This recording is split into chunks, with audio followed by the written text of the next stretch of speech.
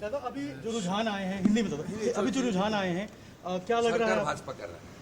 सीटों का ये मान के चलिए आप लोग का जो चल रहा था, जो इनिशियल ट्रेंड रहा है 135 plus BJP, 100 approx teams. Nandigram और भवानीपुर का क्या रिपोर्ट मिला है आपको अभी तक? देखिए भवानीपुर में तो इनिशियली तो टक्कर रहेगा। ये जो पहले राउंड हुआ है इसमें 14 जो बूथ है 6 मुस्लिम प्रॉन बूथ है, उसमें भी वो लोग जो 90-95% मुस्लिम वोट को पिछले बार मिलता था इस बार नहीं मिला, क्रैक है। और जो 8 हिंदू बूथ है उसमें मेरा लीड है।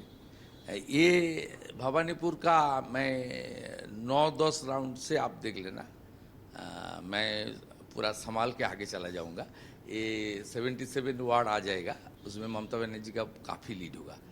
3, 4, 5 राउंड 6 राउंड तक उसको मैं मेकअप कर दूंगा। वो उसका 10 राउंड का बाद उनका बहुत खड़ा होना मुश्किल हो जाएगा। मिल के देखिए पूरा जो ट्रेंड है एंटी इनकम्बेंसी साथ साथ हिंदू पोलराइजेशन इनिशियली हम लोग देख लिया। Hindus are consolidated in favor of Lotus. It's a very good signal for us. In Nandigram, I had in first round more than 3,000 votes. Only 14 booth counted. And मेरा जो internal calculation था 1,1100 vote में lead होना था, उसमें मैं 3 गुना lead में चल रहा हूँ।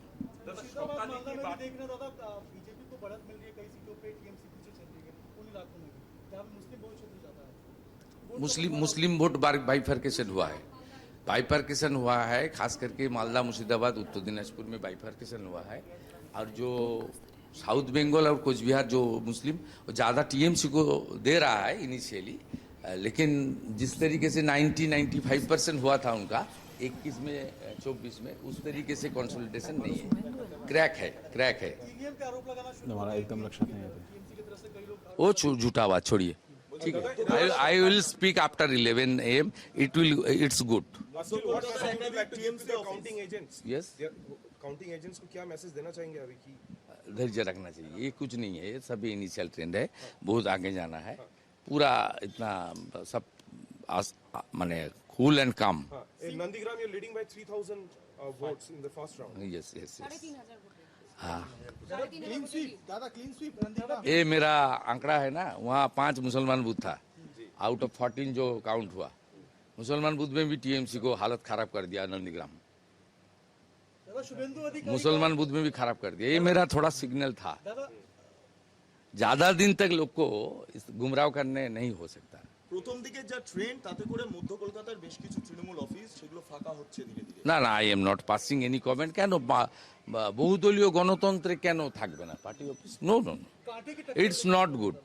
ওরা যে কালচার করেছে, দেখুন কুকুর মানুষের পায়ে কামড়ায়, মানুষ सुवेंदू अधिकारी बोलत होते आणि त्यांनी साधारण त्यांच्या जे 2 ठिकाणी ते लढतायत नंदीग्राम आणि भवानीपुर, तिथलं कॅल्क्युलेशन त्यांनी मांडलेलं होतं। एक मुद्दा त्यांनी सांगितला की मुस्लिम मतं सुद्धा फारशी ममतांच्या बाजूने जात नाहीयेत आणि जे काय थोडीफार लीड त्यांना एक भवानीपुरमध्ये 9 ते 10 राऊंड्स पर्यंत मिळेल, ती पुढच्या याच्यात मी मॅचअप करू शकेन। हे जे कॅल्क्युलेशन तिथे भाजप करतंय, मला राहुलकडनं थोडंसं जाणून घ्यायचं ह्याच्याबद्दल। SIRचा मुद्दा ना तिथे फार महत्वाचा ठरलाय, कारण बघा प्रत्येक मतदारसंघातली 5 ते 8,000 मतं कमी झाली। ते जे आता गणिती मांडतायत भवानीपुरचं, त्याचा अर्थच असा आहे की जी ममता बॅनर्जीची पारंपरिक मतं होती, किमान 24 लाख मतदार असे होते की ज्यांना मतदान करताच नाही आलं, तर ते 24 लाख मतदार शेवटी तिथे निर्णायक ठरलेले आहेत असं दिसतंय। आणि शुभेंदू अधिकारी ज्या पद्धतीने बोलत होते, ते सरळ सरळ धार्मिक ध्रुवीकरणाचं जे काही गणिती होती ती इतक्या उघडपणे बोलतायत आणि ते आता सगळ्यांनाच जवळपास मान्य झालं आहे असं दिसतंय। पण त्याच्या पुढे जाऊन मला जे एक शब्द जो बंगालमध्ये फार महत्वाचा ठरला, परिवर्तन, बदल हवा आहे लोकांना। म्हणजे बाकी धार्मिक मुद्दे वगैरे सगळं होतं, पण लोक अक्षरशः तरुणापासून ते महिलांपर्यंत एका शब्दात ते बोलत होते, बहुत हो गया, 15 साल हमने देख लिया, अब थोडा परिवर्तन चाहिए। म्हणजे खेला होबेवर परिवर्तन होबे हावी झालंय। अगदी म्हणजे परिवर्तन या शब्दानंच ती कमाल केली असं मला वाटतंय। ते हा मुद्दा राहुलचा नम्रता योग्यच आहे आणि हे अनेक ठिकाणी बघायला मिळतं. अर्थात हे बारामतीला लागू नाहीये. परिवर्तन अशा ठिकाणी होत नसतं, पण राज्याच्या बाबतीतली गणितं वेगळी होतात. 15 वर्ष झाली होती, ममतांना तेवढी संधी दिली होती आणि आपल्याला बाहेरून बघताना ममता बॅनर्जी दिसतात नम्रता, पण खाली तळामध्ये जेव्हा माणसं जातात तेव्हा ती त्या फक्त वरिष्ठ नेतृत्वाचे सगळे एक क्रेडिट इमेज क्रेडिट घेऊन बाकीचे त्यांचे व्यवहार चालू असतात जे जनता बघत असते. त्यामुळे ते खरं आहे. वाटतं की ज्या वेळेला त्या कार संस्थेमध्ये बलात्कार झाला त्यावेळेला पीडितेची बाजू न घेता बलात्काराचा आरोप ज्याच्यावर आहे त्याच्या बाजूनी ममता दीदी जेव्हा उभ्या राहिल्या तेव्हापासूनच जनतेच्या मनात परिवर्तनाची गरज आहे हे कुठेतरी दृढ झालं.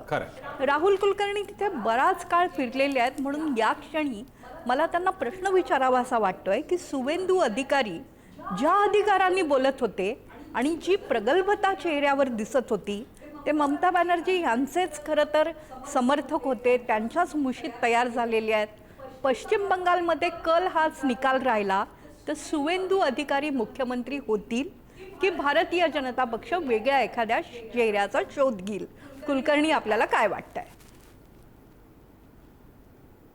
तुमच्याकडे मुख्यमंत्री पदाचा चेहरा नाहीये आणि भाजपनं अतिशय खुबीनं हाच मुद्दा टाळला. म्हणजे आसामचं ते नेहमी उदाहरण द्यायचे की ज्या वेळेला हेमंत बिश्व शर्मा यांना मुख्यमंत्री केलं, ते काँग्रेसमधनं आले होते, तेव्हाही हे म्हटलं जात होतं की तुमच्याकडे आसाममध्ये पण नेतृत्व नाहीये, किंवा अनेक राज्यांची त्यांनी उदाहरणं दिली. हा खुबीनं भारतीय जनता पार्टीनं टाळलेला मुद्दा आहे.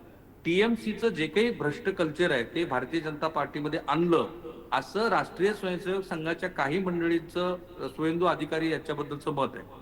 एक वाक्य जे सातत्यानं अमित शहा आणि नरेंद्र मोदी यांनी त्या आपल्या रोड शो मधनं पण सांगितलं की बंगाल का मुख्यमंत्री बंगाली होगा, यही का होगा. आणि जी भारतीय जनता पार्टीची धक्कातंत्राची पद्धती आहे, मला एक शक्यता असे वाटते की शुवेंदू अधिकारी यांच्यापेक्षा आणखी कुठला तरी एक असा चेहरा की जो सरप्राइझिंग एलिमेंट असेल. 2 केंद्रीय मंत्र्यांच्या नावाची इथे चर्चा सुरू आहे, त्यांची नावं मला लगेच आठवत नाहीत, पण शुवेंदू अधिकारी यांच्यापेक्षा नवं एखादं वेगळं स्वच्छ प्रतिमेचं नेतृत्व द्यावं आणि डबल इंजिन की सरकार हे बंगालमध्ये पुन्हा एस्टॅब्लिश करावं असं केंद्रीय भारतीय नेतृत्वाचं, भारतीय जनता पार्टीच्या नेतृत्वाचा विचार आहे असं सांगितलं जातं. राहुल, हा मुद्दा अतिशय महत्वाचा आहे, कारण जेव्हा राजस्थान, मध्य प्रदेश, छत्तीसगडच्या निवडणुका झाल्या होत्या त्यावेळी कल्पना करता येणार नाही असा, म्हणजे पहिल्यांदाच आमदार झालेल्या माणसाला मुख्यमंत्री सुद्धा बनवण्याचा प्रकार पाहायला मिळाला आपल्याला. आणि याचं कारण असं आहे, स्थानिक अस्मिता निवडणुकीला विरोधकांच्या विरोधात वापरायला ठीक असतं, पण जेव्हा तिकडे माणूस नेमायचा असतो तेव्हा काँग्रेसने घालून दिलेली जी पठडी आहे की लोकप्रिय माणसाला समोर आणू नका, तिकडे एक वेगळी व्यक्ती आणा, हे महाराष्ट्रात सुद्धा बघायला मिळालं होतं. तर तिथे भाजपचं पश्चिम बंगालमध्ये तसं दिसलं तर जो तुझा अंदाज आहे तो चुकणार नाही असंही वाटायची शक्यता आहे. मगाचा माझा मुद्दा होता तो मी उडगींपासून सुरुवात करतो. उडगीजी, तुमच्या रेवड्या मोठ्या का आमच्या रेवड्या मोठ्या? पश्चिम बंगालमध्ये निवडून कोणी का येवो, 2-2, 3-3 हजार रुपये युवकांना नोकरी लागेपर्यंत 1,500 रुपये ते द्यायला नकोय का? तर द्यायला हवेत, लोकांना गरज आहे, पैसा कोणाला नकोय, पण त्याच वेळी या सगळ्याचा परिणाम राज्याच्या विकासावर होत असतो. त्याचं काय? बरोबर आहे. रेवड्या कोणी वाटायचा असा मुद्दा नाहीच आहे. मुळात त्या रेवड्या आहेत. हा जो पैसा आहे हा टॅक्स पेअरचा पैसा आहे आणि हा खऱ्या अर्थाने रोजगार निर्मितीच्या कामासाठी, म्हणजे उद्योग वाढवण्यासाठी जर असेल, किंवा असाच ज्याला आपण म्हणू की लोकांची घरं बांधणं, लोकांची शिक्षण व्यवस्था सुधारणं, लोकांची आरोग्य व्यवस्था सुधारणं याकरता जर खर्च केला असता तर ते संयुक्तिक ठरलं असतं. पण आता मतं विकत घेण्याकरता राजकीय पक्ष जेव्हा टॅक्सपेअरच्या पैशातून जेव्हा असा खर्च करतात तो नेहमीच चुकीचा आहे असं माझं मत आहे. आणि या ठिकाणी बंगाल असो किंवा आणखीन कोणतंही राज्य असो, या ठिकाणी ममता असो किंवा मग कोणी असो, त्या ठिकाणी हा पैशाच्या टॅक्सपेअरच्या पैशाचा गैरवापर आहे आणि मतं घेण्याकरता, विकत घेण्याकरता टॅक्सपेअरचा पैसा चुकीच्या मार्गाने वापरलाय असं माझं प्रामाणिक मत आहे. त्यामुळे हा एकूण अर्थव्यवस्थेमध्ये गैरवापर आहे. हो, अतिशयच योग्य आहे. त्यामुळे अर्थकारण कोसळतं. आपला हा विचार आपण नव्याने ज्या पक्षात प्रवेश केलाय त्या काँग्रेसमध्ये ऐकला जातो का? कारण तेलंगणातही अशाच रेवड्या वाटल्या जात आहेत. मी आत्ता पोझिशन अर्थकारणाच्या संदर्भात मांडलेली आहे आणि कोणत्या राज्यात काय झालं हे न बघता मी अर्थकारणाच्या दृष्टीने ही चुकीची गोष्ट आहे असंच मांडलेलं आहे. बरोबर, पण आपल्याला राजकीय कार्यकर्ता म्हणून या विषयावर राजकीय नेते काय भूमिका घेतात याबद्दलची माहिती आम्हाला जर दिली की जिंकण्यासाठी हे आवश्यक आहे, हा खर्च केला जातो, रेवड्या मोजाव्या लागतात, अशी उत्तरं जर सर्व पक्षातनं दिली जात असतील तर परिस्थिती चिंताजनक आहे. काँग्रेसमध्ये अत्यंत महत्त्वाचा अर्थविचार कायम मांडला जातो. मनमोहन सिंगांनी या देशाला वेगळ्या वळणावर नेलं. या विषयावर काँग्रेसमध्ये कधी अंतर्गत चर्चा तरी होते का, याबद्दल उत्सुकता आहे. एक लक्षात घ्या, डॉक्टर मनमोहन सिंगांनी धोरणात्मक निर्णय घेतलेले आहेत आणि ज्याला आपण सबसिडी म्हणतो, आता सबसिडीला मोदींनी रेवडी हा शब्द वापरलेला आहे, पण SC, ST, OBC आणि दुर्बळ घटकांकरता काही सबसिडी या देशामध्ये आवश्यक आहेत. ते रिझर्व्ह बँक ऑफ इंडियाच्या 40% प्रायोरिटी सेक्टरमध्ये पण आहेत आणि ते माझ्या दृष्टीने अत्यंत आवश्यक आहे. डॉक्टर मनमोहन सिंगांनी नेमकेपणाने आणलेलं आहे. मनरेगा सुद्धा हा त्यातलाच एक भाग आहे. पण याचा रोजगार निर्मितीकरता वापर झालेला आहे, याचा समाजाच्या आर्थिक उत्थापनाकरता वापर झालेला आहे. असं न होता आता वेगळ्या पद्धतीने मतं विकत घेण्याकरता जेव्हा पैसे वाटतात त्याला रेवडा म्हणणं आणि ते चुकीचं अर्थकारण आहे असं मला म्हणायचं. राहुलला काहीतरी सांगायचंय. राहुल तुमची प्रतिक्रिया. की कुठल्या तरी राज्यामध्ये त्रिशंकू सारखी परिस्थिती निर्माण झाली आहे. तामिळनाडूमध्ये नंबर 2 वरती आता DMK AIDMK आहे, नंबर 1 ला TVK आहे आणि DMK 52 जागा घेऊन आघाडीवरती. याचा अर्थ असा आहे प्रसन्न की जे मी मगाशी म्हणालो होतो की कदाचित AIDMK आणि विजय हे 2 पक्ष एकत्रित येऊन सत्ता बनवतात की काय अशी परिस्थिती तामिळनाडूमध्ये निर्माण झाली आहे. 2 दशकानंतर एक पहिलं असं राज्य आहे, इतकं मोठं राज्य की जिथे त्रिशंकू सारखी अवस्था तयार झाली. ऑल क्रेडिट गोज टू विजय. मला एवढाच मुद्दा सांगायचा. राहुल, तामिळनाडूकडेच मी येणार होतो. जर का TVKचा हा एक प्रकारचा उदय पाहता, जे काही आहे पठडी होती ना, नाही DMK AIDMK, पश्चिम बंगालमध्ये काय ममता नाहीतर डावे किंवा काय, या सगळ्या गोष्टी उद्ध्वस्त होत एक नवी वाट तयार होते का? TVKचा उदय ही एक प्रकारे दिलासा देणारी गोष्ट आहे, त्याचप्रमाणे अन्य पक्षांसाठी आता ती आशादायी गोष्ट आहे. तामिळनाडू काट टाकताय का राहुल? मला तर असं वाटतं की तामिळनाडूचे जे परिणाम आहेत ना ते महाराष्ट्रासह अनेक एक्झॅक्टली प्रदेशामध्ये होऊ शकतात. बरोबर आहे की ज्यांना फेडअप झालेली आहेत लोक, म्हणजे हेही नको आणि तेही नको. विजयचं बघा, केवळ 8 महिन्यातला पक्ष आहे आणि शेवटची त्यांची जी बैठक झाली त्याच्या 2 रॅली मी कव्हर केल्या. शेवटच्या बैठकीमध्ये त्याच्या पक्षाचे लोक सांगत होते की आपल्याला ह्या 2 प्रस्थापित राजकीय पक्षाच्या बरोबर स्पर्धा करणं शक्य नाहीये, आपण एकतर AIDMK बरोबर जाऊ किंवा DMK बरोबर जाऊ. विजयने तिथं सांगितलं की नाही, आपल्याला तिसरा पर्याय द्यायचा आहे. लोकांनी तो स्वीकारला आणि ज्या पद्धतीनं स्वीकारलाय तो संदेश संपूर्ण भारतामध्ये आता चर्चेला जाईल. म्हणजे खरं तर मध्यमवर्गीयांची खूप आशा आम आदमी पक्षाकडनं होती, पण जे काही आमचं झालंय ते आपण बघतो. त्याच्यानंतर विजयनं ज्या पद्धतीचा हा विजय मिळवलाय तो खरोखरच महत्वाचा ठरेल. एक वेगळ्या पद्धतीचा टर्निंग पॉइंट भारतीय राजकारणामध्ये ठरू शकतो. टू अर्ली टू से, पण ठरू शकतो, कारण विजयचं पक्ष संघटन नाहीये. साधारणपणे आपल्याकडे निवडणुका जिंकण्यासाठी 2 प्रकारे अभिनेते तामिळनाडूमध्ये आणि दुसरं असतं ते पक्ष संघटन, दोन्ही नसताना हा विजय आहे विजयचा. पण राहुल, तुला काय वाटतं, विजयनच का? यापूर्वी सुद्धा काही तमिळ अभिनेत्यांनी पक्ष काढायचा प्रयत्न केला होता, त्या तुलनेत हे हिस्टॉरिकल सक्सेस बघायला मिळतोय. त्याचं कारण काय? त्याच्यामध्ये असं काय होतं? एक तर लार्जर दॅन लाईफ, दुसरे त्याची प्रतिमा होती. इतर ज्या दोघांनी तो एक तर रजनीकांतनी सुरुवातीला घोषणा केली, पण नंतर तब्येतीचं कारण सांगून ते मागे आले. कमल हसनचा बहुतेक जाती अँगल आणि बऱ्याच गोष्टी असणार आहेत कमल हसनच्या बद्दल.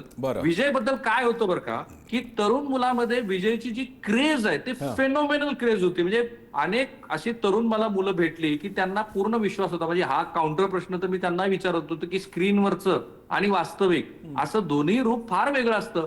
पण मुख्य मुद्दा काय होता की स्टॅलिन आणि त्या कुटुंबातली घराणेशाही, जयललिता नंतर जो AIDMKचा झालेला ऱ्हास आहे त्याच्यानंतर बहुधा मला असं दिसते की तरुणापासून मध्यमवयीन आणि वृद्ध सुद्धा एक ऑप्शनच्या शोधात होते आणि तो ऑप्शन त्यांना अतिशय स्वच्छ प्रतिमेचा किमान स्क्रीनवरचा तरी भेटला आणि त्यामुळे बहुधा असंच दिसतंय की विजय बरोबर गेले. मला मगाशीचाच मुद्दा पुन्हा सांगायचा की हा राजकीय पक्षांनी स्वतःसाठी घ्यायचा संदेश आहे.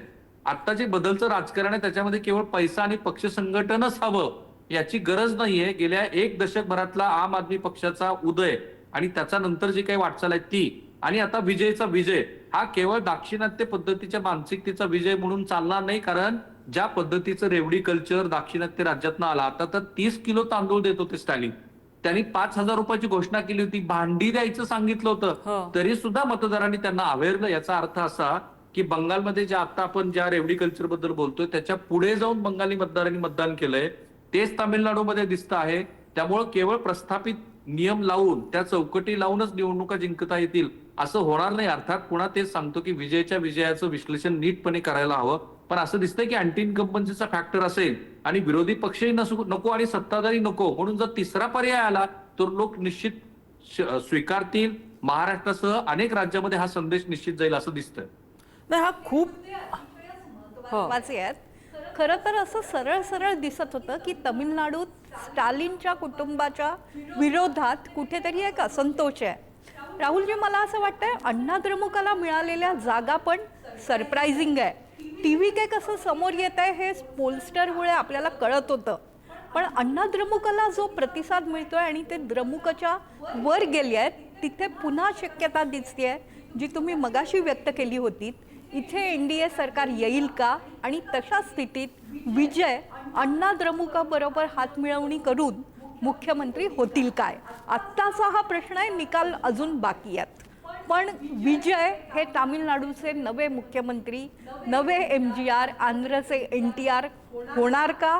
कुठेतरी ते राज ठाकरे यांच्या वाटचालीशी जवळचं वाटत होतं, पण तसं नाही आहे. त्या पलीकडे जात सगळे निकाल मोडीत काढत कुठेतरी पर्याय आम्हाला हवाय आणि ती विजयकडे मतं जात आहेत. हा नेता मुख्यमंत्री व्हायला तयार होईल का आणि त्यासाठीची जुळवाजुळव शक्य आहे का? आता मोठी अपडेट येते. चौथ्या फेरी अखेर सुनेत्रा पवार 36,591 मतांनी आघाडीवर आहेत. सुनेत्रा पवारांची आघाडी अपेक्षेप्रमाणे कायम आहे.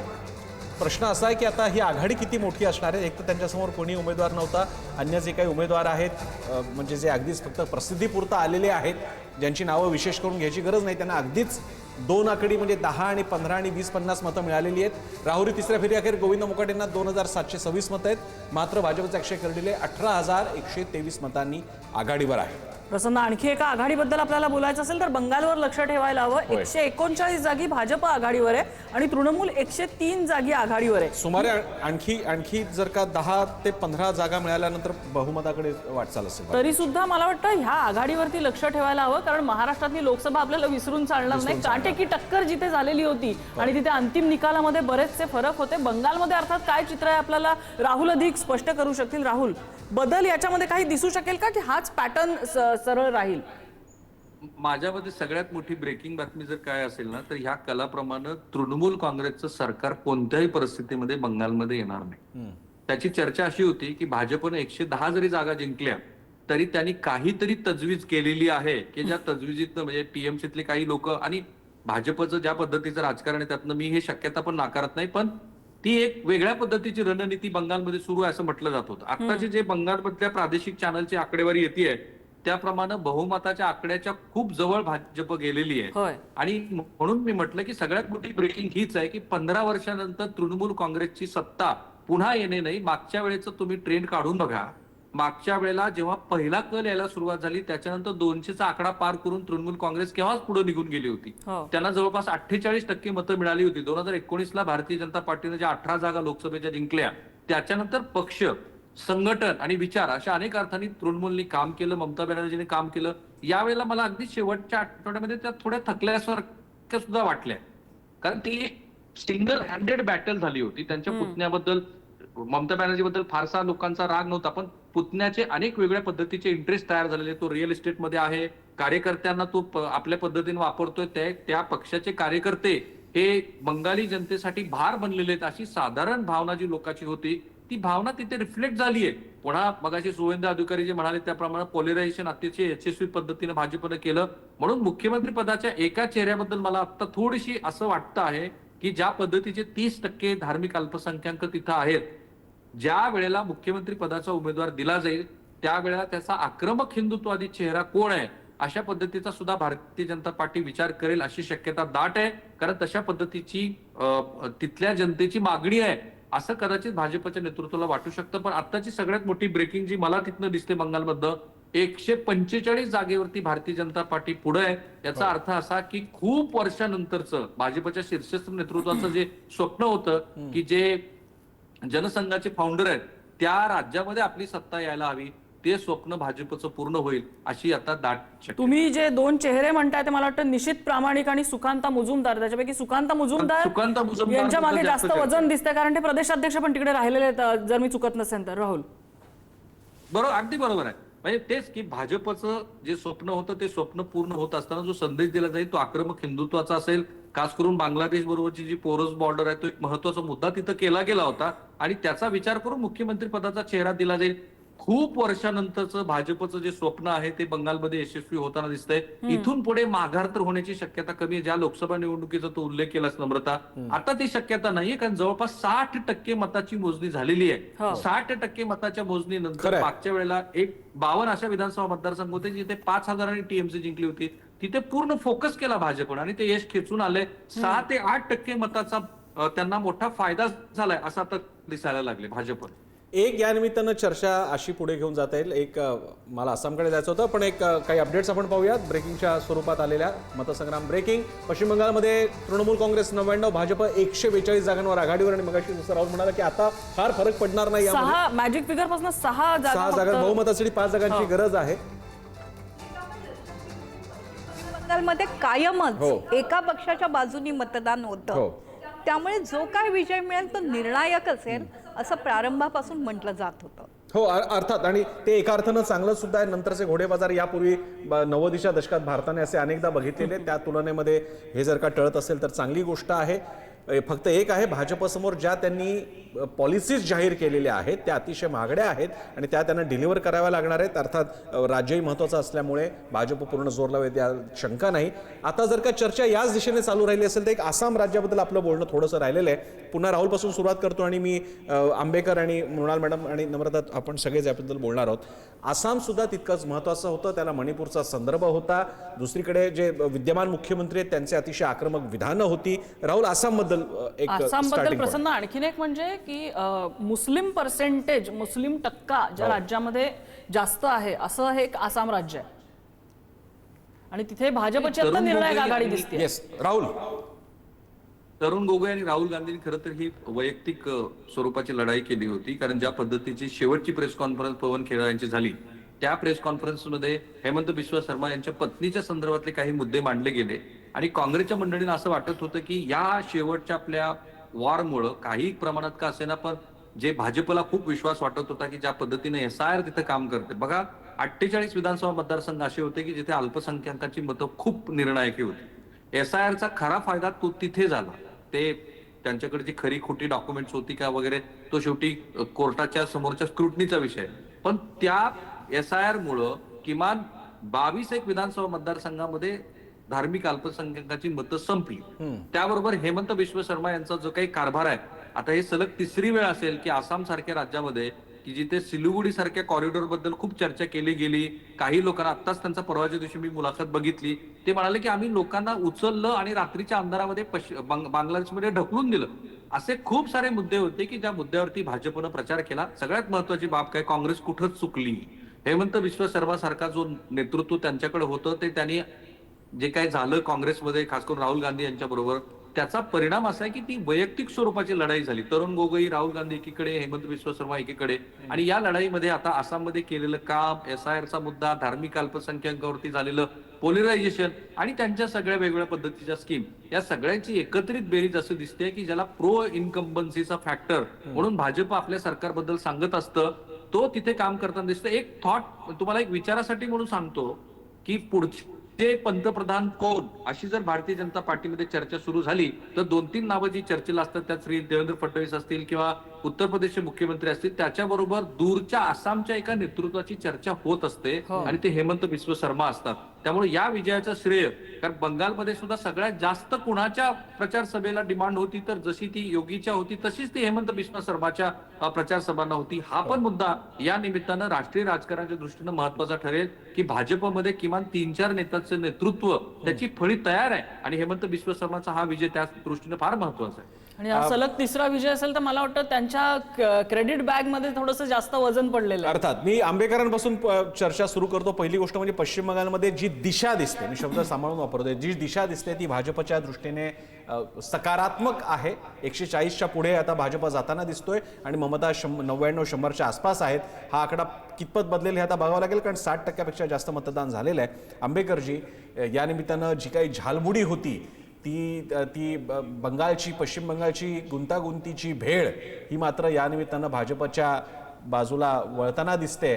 चहा बरोबर ही भेळ फार सुंदर जमत चाललेली असं दिसतंय. आता हे बघताना कसं वाटतंय?